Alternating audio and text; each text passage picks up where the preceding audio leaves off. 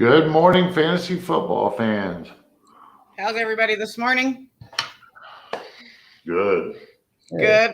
I am Roxanne. You can find me at fqueenroxanne on Twitter. I am always joined by the IDP tipster Gary. We have James on Tuesday mornings. Good morning, James. Morning. How's it going? I'm good. How are you? Doing well.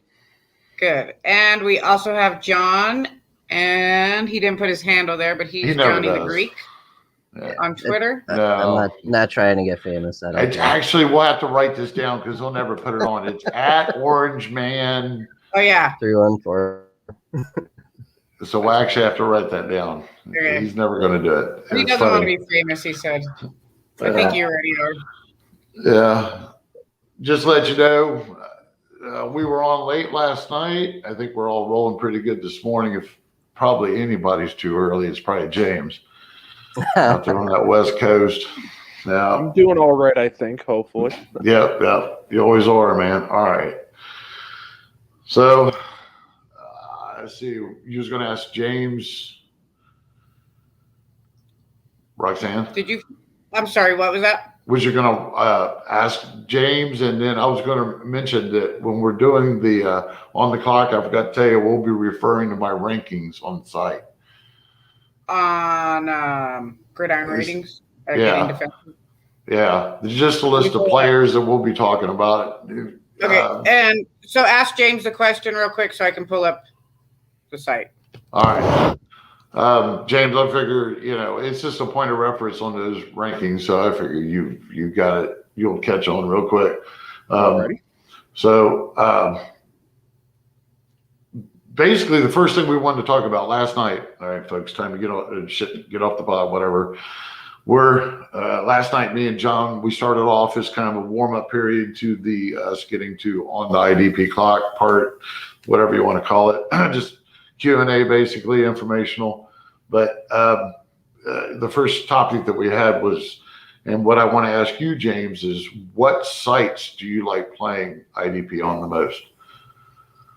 Yeah, for me, I guess it's kind of an easy answer. I'm a big fan of Sleeper. I've gotten on there maybe 2 years ago, something like that. And I've just really enjoyed kind of what they've offered. I think a lot of IDP fans probably feel the opposite, and they're not a big fan of Sleeper. But I really like how they tag guys at multiple positions. The hybrid DL-LB tag is something that I think is very controversial, and people aren't a fan of it because, you've got edge rushers who qualify 2 positions, and suddenly they've got a little bit more value than a standard player would in a standard league where they just are DL. And I really like that because I like adding more variance into the game and adding more strategy.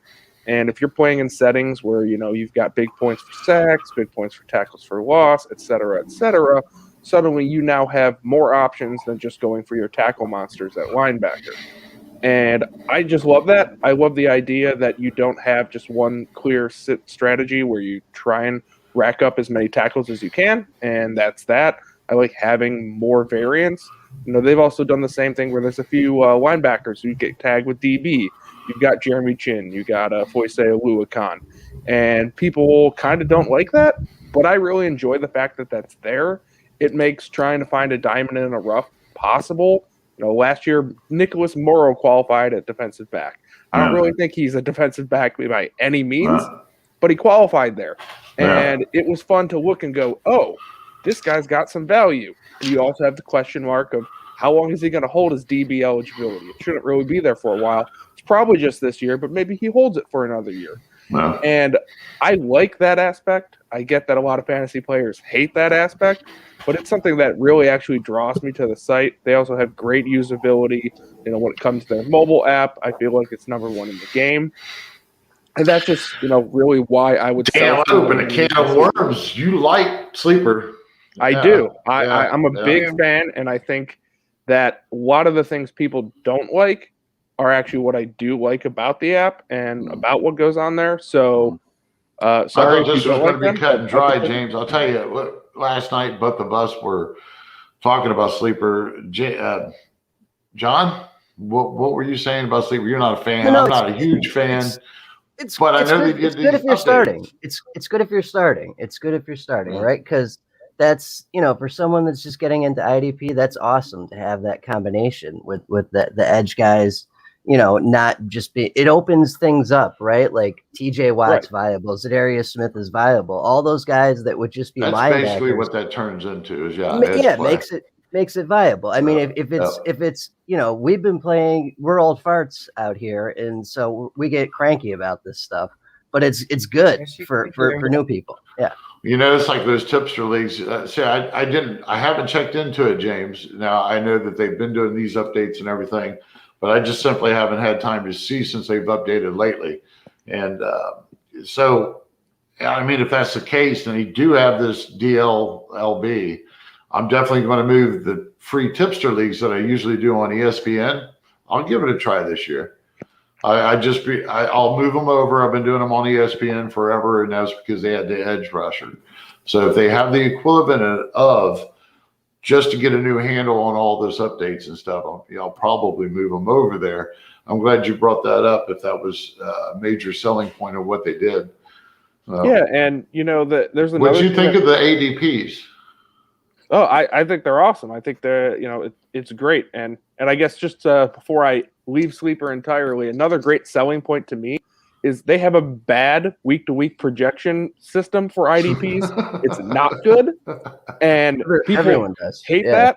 But I love the fact that they're so bad because you have to actually look and do a little bit of research, and you can actually find gems as opposed to going to the free agent wire, seeing who's predicted the most points this week, and just adding the top guy and going, that's going to keep us in business because they're always going to be going, hey, who should I start, right? Exactly. I just like that. That's fine with me too. It's not just free information that's given out, and anyone without a brain can just go, who's projected the most points this week? Quick. Right. You have to actually think about it a little bit and go, well, this might not actually be true.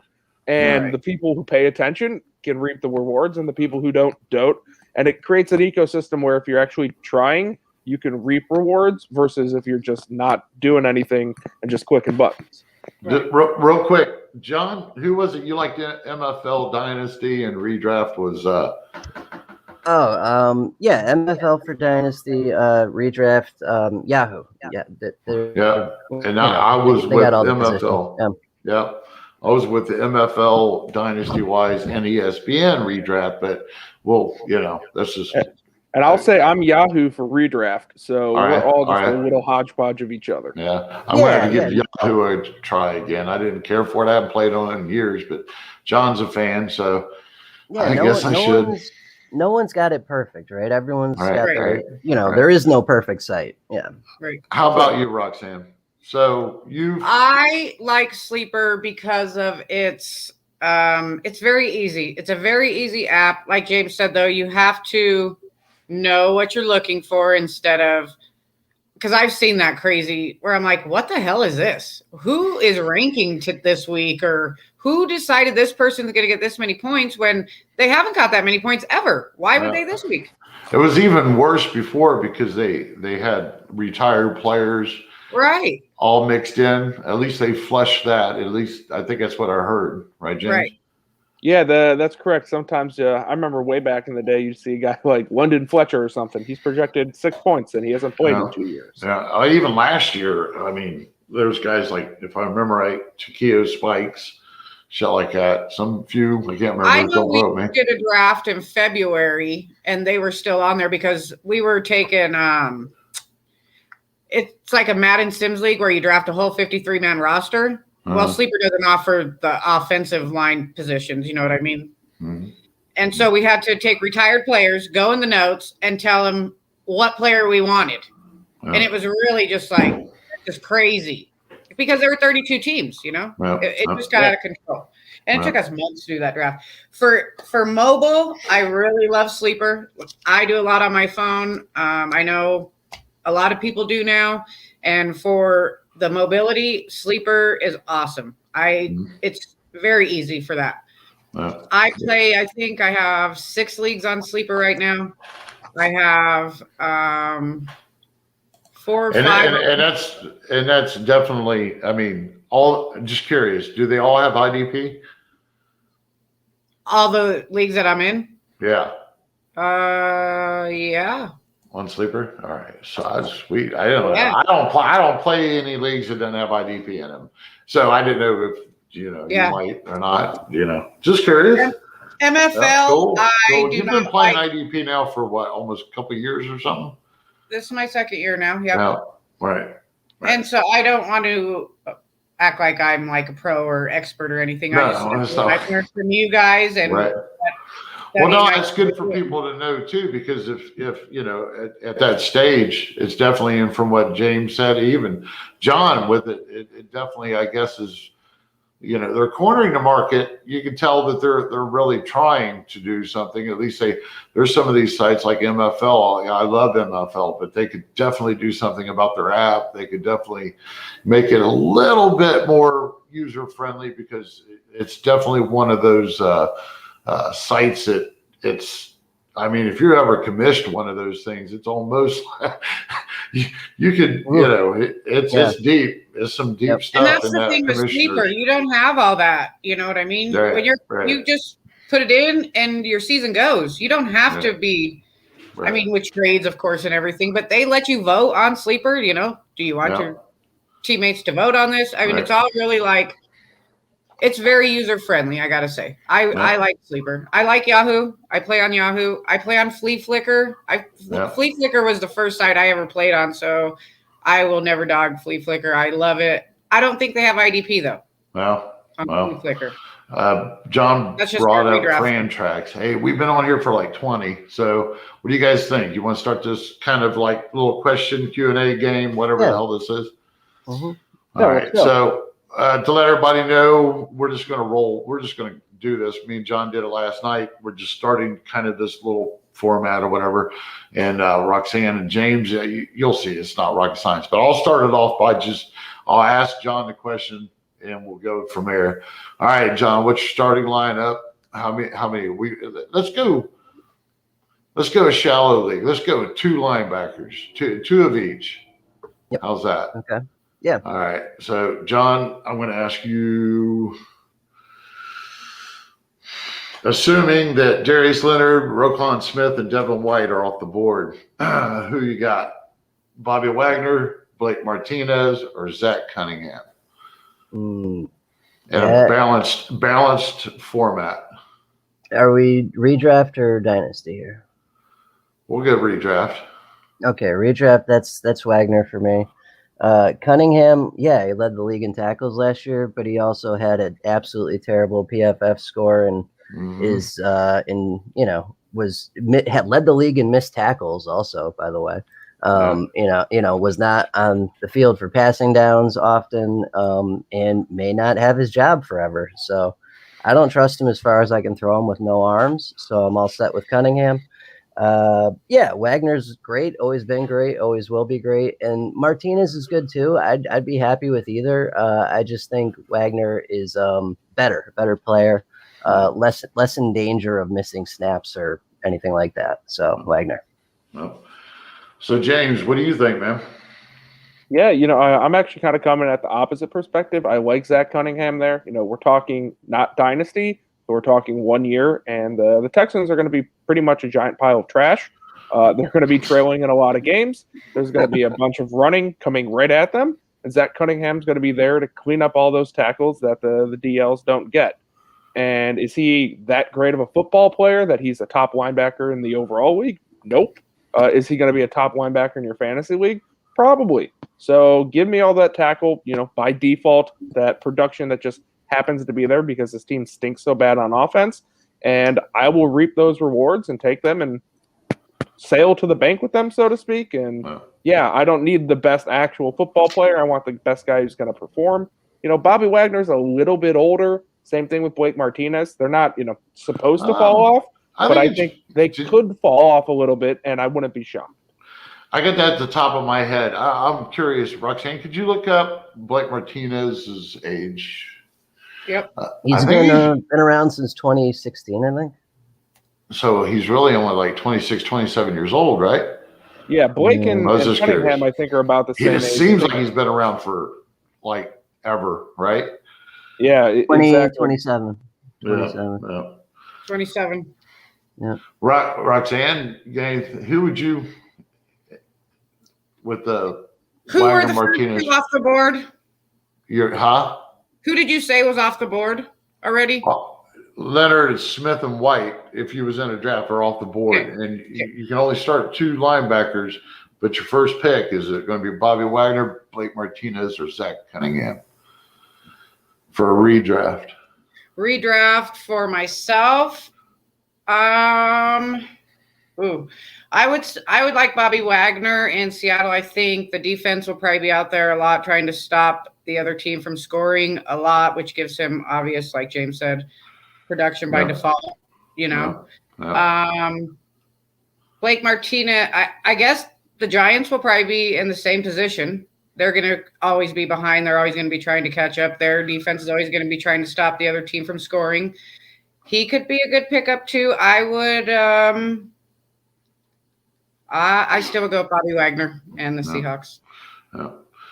That's where I'm at. Either Wagner or Martinez. I don't think if I was going for my second linebacker and Cunningham was the option, if I had already had a secure guy like Wagner or Martinez, I'd probably swing with the fence on this, being linebacker 2, going with Zach Cunningham, swinging for the bigger fence. If I had to secure a guy first. So that's just splitting hairs realistically, though, because James, you're right. Cunningham's in position. They don't have. He would really have to be terrible to lose his position, because we know that they've signed multiple Kursky, multiple other inside linebackers, and they're going to run those guys through. So there's a little bit of risk there with Cunningham losing out, but that's a lackluster depth chart either way. So Cunningham should keep his production going for another year at least, I think. But yeah, give me Martinez or Wagner. It really doesn't matter. So that's one. So anybody else got anything they want to throw out there? John, have you no, not looked into it? No, I meant on another question. Another round. Yeah. We sticking with the 2 linebacker concept, I think, right? Okay. So we want a 2-player concept. 2-player. Okay. Yeah, each, 2 DB, 2 DL, 2 edge rushers, 2 anything. All right. How about you'll be up next. Okay, so James. Yep. So, all right. So you're picking your safety 1, and Adams is gone. Baker is gone. All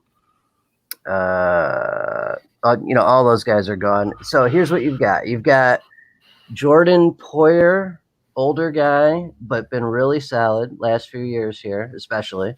Or Derwin James, coming off the injury stuff, younger, super high ceiling, but who the hell knows, right? Like, the guy never sees the field. So that's I want to see your guys' takes on that. I think I would go James, just because the ceiling is the roof, basically. It's way the hell up there. We've seen what he can do if he does get on the field, and it's incredible. And if I miss, I'll find another safety. That's not a problem. We still thinking redraft or dynasty? Let's call this redraft, because dynasty, right. Poyer's been here like a decade. It's going to be James. Yeah. Right. There wasn't a third option, was there?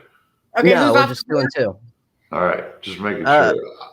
So these are the best 2 options you have are Derwin James or Jordan Poyer. That's what you're looking at.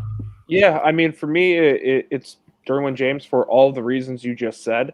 I'm going to swing for that ceiling and try and get that DB1 overall type player. And, Jordan Poyer has a very nice floor.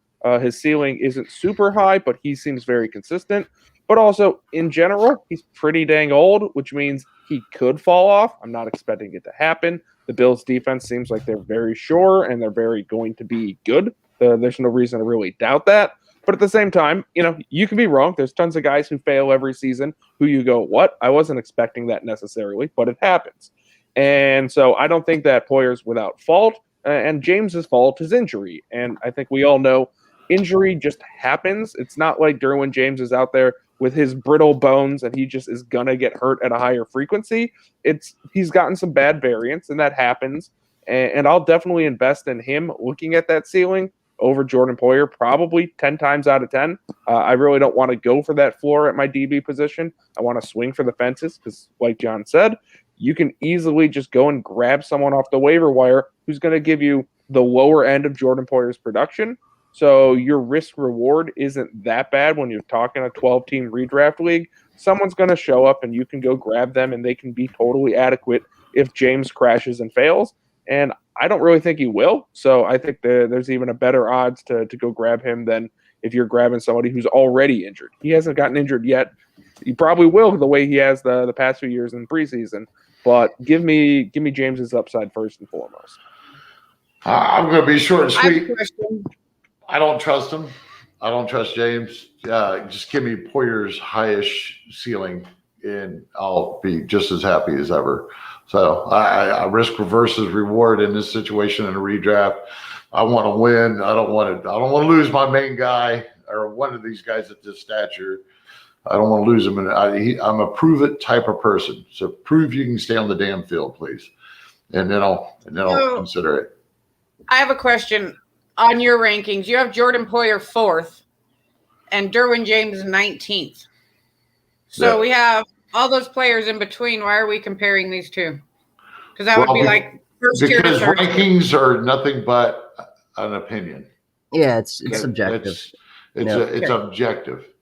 And Johnny and I both like James over Poyer, and Gary clearly doesn't, and it's an opinion, but obviously it's closer than it might be. And I think honestly, he's like a Devin Bush to me. I've got to put a nick in his armor. I got to put a nick in his armor and knock him down. I got my linebackers. I got Devin Bush at 21st.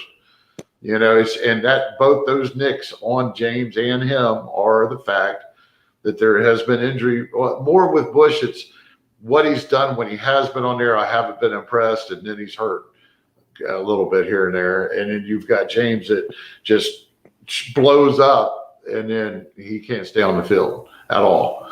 He's played less than so. It just that's the only nicks, and it's just an opinion. I'm glad you asked that, Roxanne. We brought that up last night because John was joking because people, they throw out rankings, and I know that there's always controversy out here about these rankings.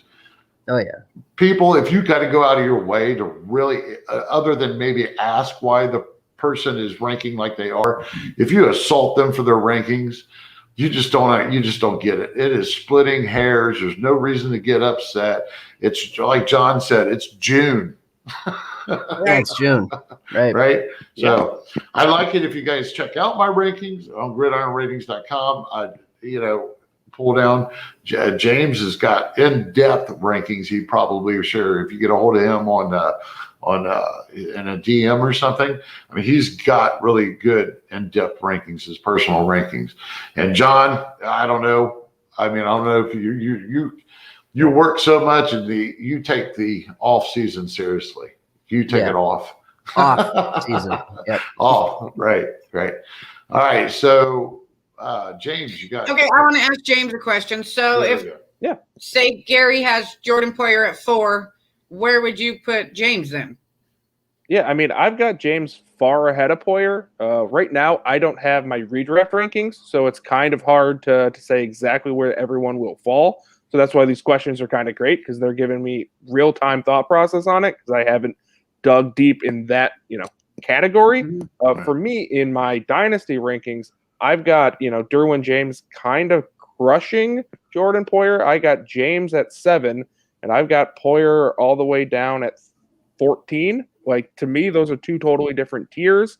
James is clearly ahead, but he's not, light years ahead. If someone took Poyer, it makes total sense. I'm not doing it, but I get it. And, when you go to redraft, that gets closer, but I'm still leaning James over Poyer.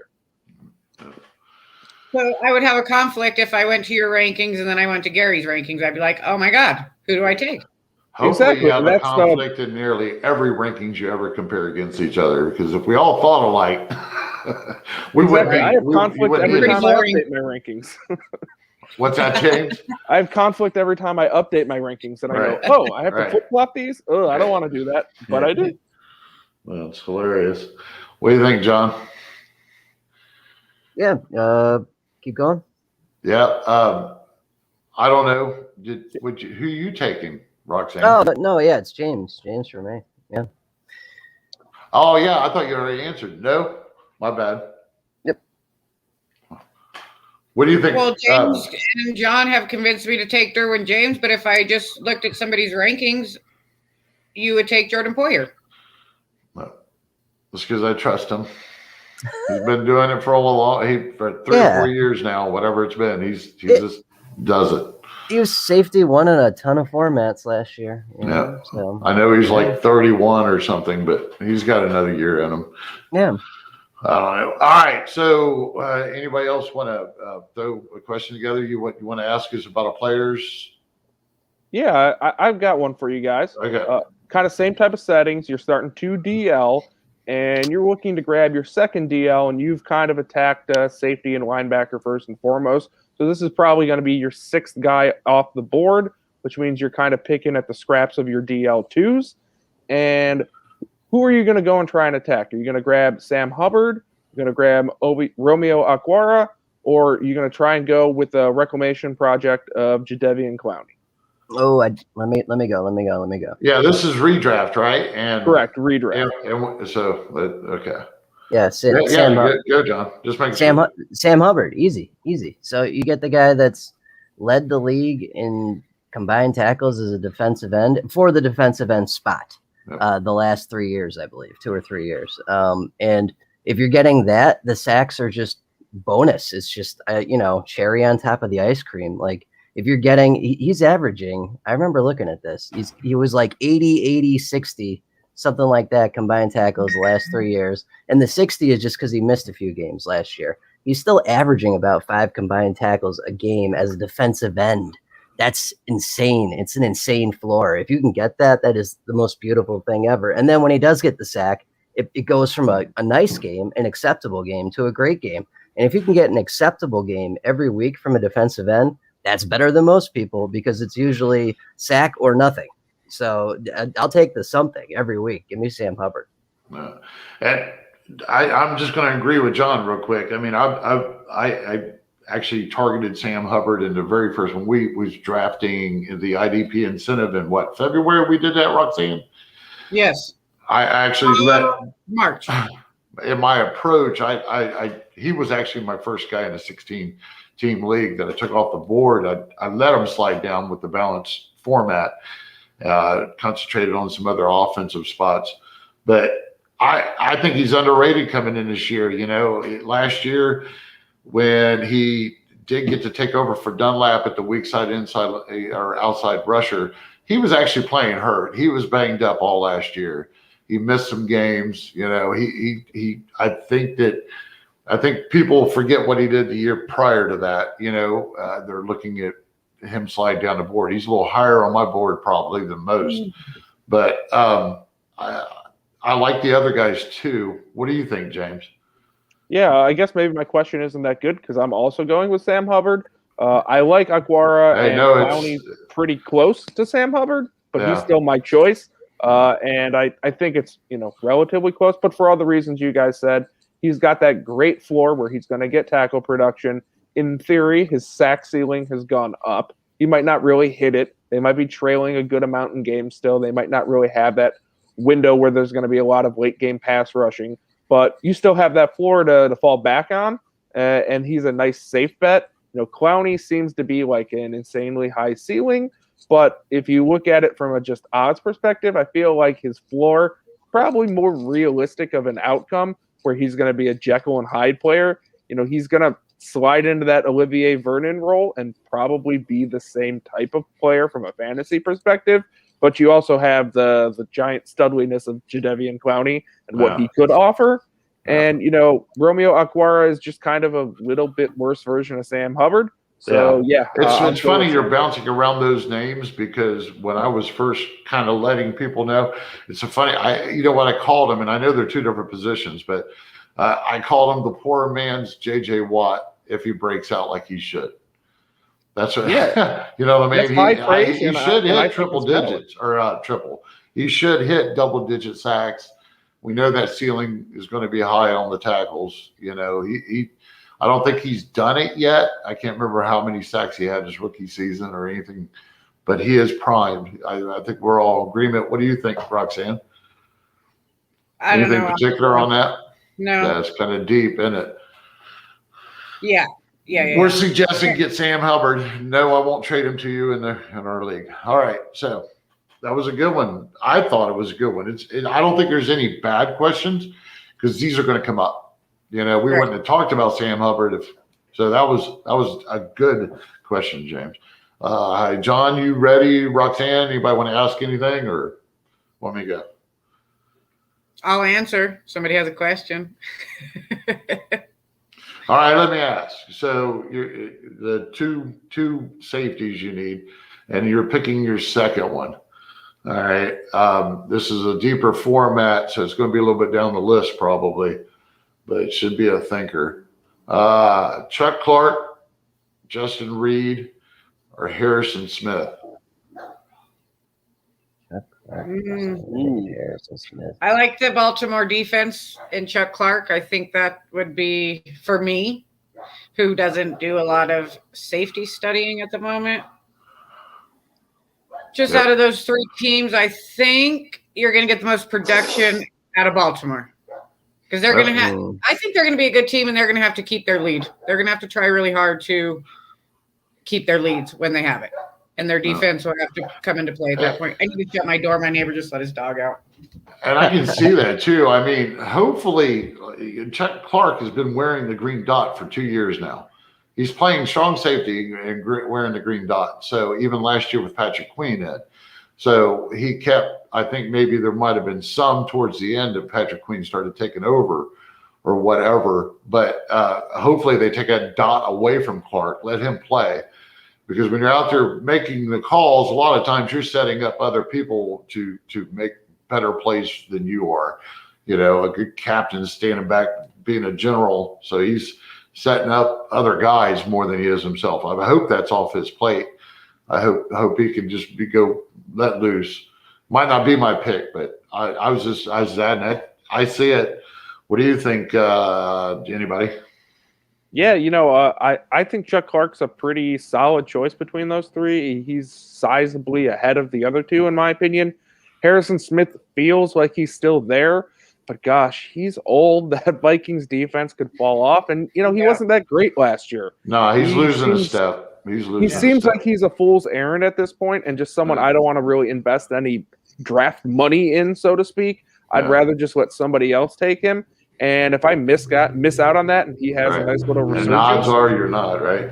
Exactly. It's just someone who I don't want to bet on. And then, I'm just going to take Chuck Clark heads up. I think he's just pretty simply the better option. He's got all the other context clues that say he should produce at a high floor level, where that Ravens defense is going to be great. They're going to put up points defensively. He's going to be there doing stuff. Maybe not every single week. Maybe he'll have an off week here and there. But his floor seems really nice. And frankly, I don't think a lot of people really think of Chuck Clark as a high-end guy, but I think he's right there. Where do you have him ranked on your rankings? Whereabouts? He is 13th in mine. Again, we're talking dynasty, so it's slightly different. But I don't think he's going to really slip or move much when I flip guys around. I really like where he's at there as, just a fringe DB1. Probably you don't want him there. But if you got him as your DB2, you're feeling nice and solid. All right. I like that. Yeah, I'm with it. It's Chuck Clark for me. I've never been sold on Reed. And Harrison Smith last year had like 4 good weeks. Seriously. Like, not great. He's definitely fallen off. He's like Sean Williams the year before. People will see the name and draft him and think they're all set. Oh, look at the steal I got. He's been doing it for a long time. He has wore out. The Minnesota Vikings have wore the tires off of that one. I like Reed this year. I think he's going to have better production just based off of what we've talked about Houston Texans stinking. And, he apparently, we know Cunningham can get the job done, but I'm going to question that he's the best athlete on the field. considering he's full of speed. So, Mhm. I mean, I like Reed to have a better year, but Chuck Clark, I've had a thing in my heart for Chuck Clark ever calling his breakout in a dime drop a few years ago. So I got him at 17th, just above Justin Reed. And I got Harris Smith with about 20th. I'm going to go Clark, and I'm going to throw it. Man, I actually here's the one thing I'm afraid of with Clark. Okay, so he's been solid. He was a low, could you call him a low DB1 last year? Yeah, I think so. I think, again, he's kind of more of a high DB2, but if you had him as a DB1 at the low end, I don't think there's anything wrong with that statement. I like Reed coming up, but I think that, I got to go with that safe. I'd go Clark. I'd stay with Clark. So, all right. I had to think that one out. This is mind teasers. This is good shit. I like this. Mm-hmm. This is. I like James' input. James, you have great explanations. You're quick. Yep. I hope they come out good and they're understandable, but sometimes I'm probably too wordy. Yep. John, what do you think, man? Yeah, no, that works for me. Chuck Clark. Yep. You got one you want to ask her? Anybody? Yeah. Give me 2 seconds here. So, all right. Okay. So we have questions on Roxanne. Let them know on the chat. I'm not touching over there. Last time I did it, I got kicked out. And John, let's go ahead and take care of this. I need to do it before we start, or I can't do it. I get scared. Okay. I'm going to let this guy know. I actually forgot about him. He's been sitting there for a little bit. He's got a couple legit things here. Oh, yeah. Just ask whatever he's asking. Let's go with that. All right. Let's see. The first one, which is hard for me to read. Can you read the comments, James? My screen. Yeah, I see them. All right. And we don't want Roxanne clicking on it. She'll disappear on us. Yeah, so he's got any update on the Cincinnati linebacker room after OTAs, specifically looking at L. Wilson. Who's going to get the most snaps at LB this year? No idea. That's a good answer. That's the same answer I had, which is I think it's going to be Von Bell and Jesse Bates. Show. What'd you say, James? I heard John. I said it's going to be a shit show over there. Oh, and sandwich. Someone will end the season with the most snaps because that's how math works. But predicting that, even if it's week 12, we're not going to know where it's going to go. They're going to be just in and out, and it's going to be kind of ugly. I think my answer to the most snaps is Jermaine Pratt, and that's kind of just because he's going to be there the whole time, which is what I like to say about Jermaine Pratt is he's just there. I don't think he should be there on any sort of fantasy roster. And, Wilson's probably got the highest upside for the weeks he hits. But that room is a room that, you're looking kind of deep if you're looking for starting value from anyone there. Someone could rise to the top. Someone could just, be bonkers and go balls to the wall and suddenly be viable. But the predicting of that happening is just not possible. It's just I don't want to touch them. If I'm drafting one of them, I'm drafting them going, hey, maybe this guy becomes a star, but he's probably not. No. So you're not targeting any of them? Yeah, I'm not looking for them at all. I'm not even trying to really go to anyone in Cincinnati as a lotto ticket towards the end of my draft. If I'm in a 12-man league, I just don't want to touch them. I'll add someone off of the free agent wire if somebody starts to light up and they're there. And if somebody else grabbed them, kudos to them. But I think it's kind of a little bit of a wasted roster spot because the predictability is just so low that you're really just throwing a roster spot at the wall and saying, maybe this guy lands. And, well, anyone can do that. You just add someone and hope for the best. If I had to pick a pony, it's going to be Logan Wilson. But that's a pony that, I better gotten free. What do you think, John? Yeah, so last year it was guys like Pratt and them that started the year. No one really had enough snaps to be viable. And then, towards the end of the year, Logan Wilson and I think Davis Gaither too, if I'm not mistaken, is there. Both saw slight increases, but there was never a point where anyone on that linebacker core was valuable. or viable either. It was But it was really deep not, league and a injury Yeah. or bye-week play or something. Maybe. Yeah. I mean, if you're crazy deep, sure. Yeah, there's some stuff there, but Yeah. it's Von Bell and Bates. That's Yep. that's who tackles people there. Yep.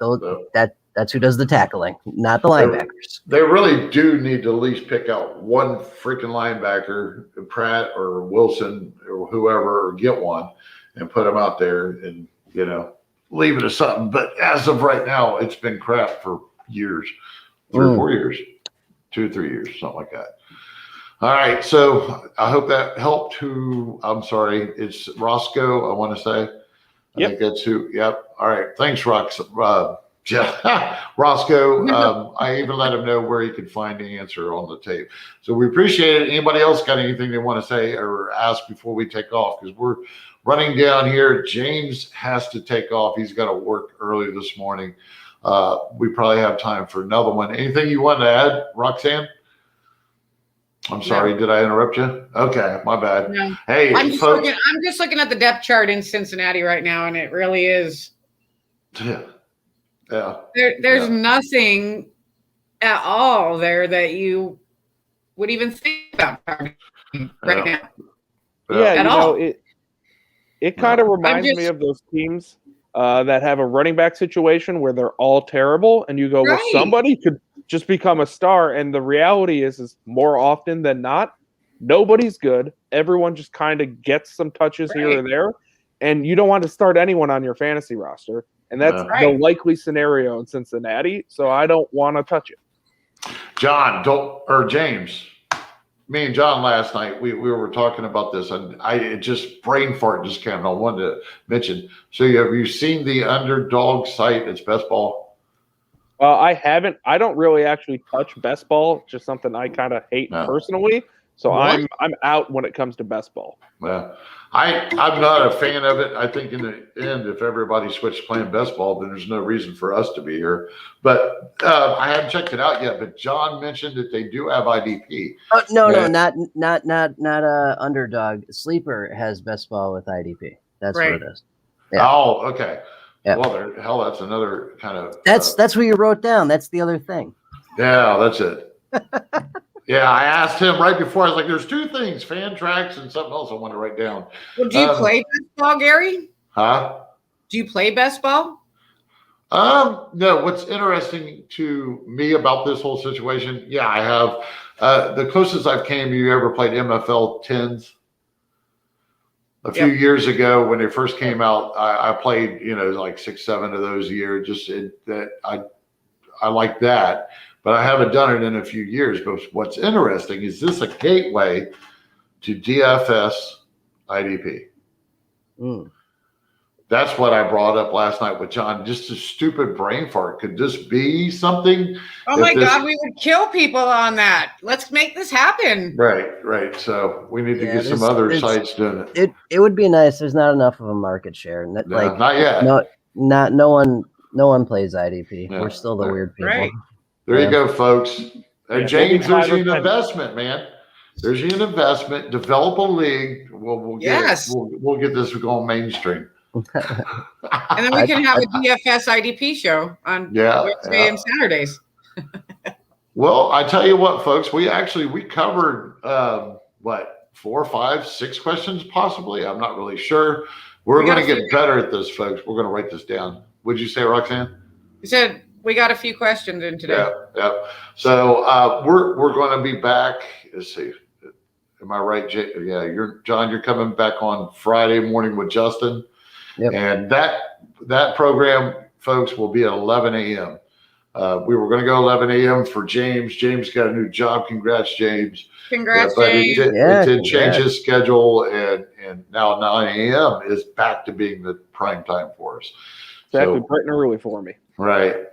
But if there's nothing else you guys wanted to add, I guess I'm done. Hey, make sure you go subscribe to our YouTube channel. For every 50 subscribers we get, we are giving away He changed it to 25.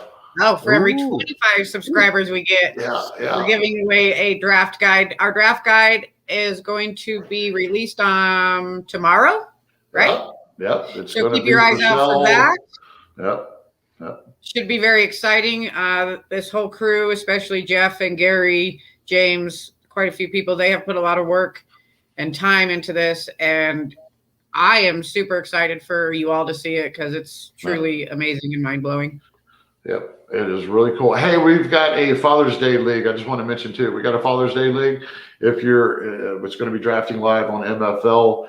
We're trying to fill some spots, so check me on Twitter or the Act Getting Defensive account. You're going to see something on there if you'd like to draft. I'm sorry, Roxanne, I forgot to say something about that. Try to fill that. You're good.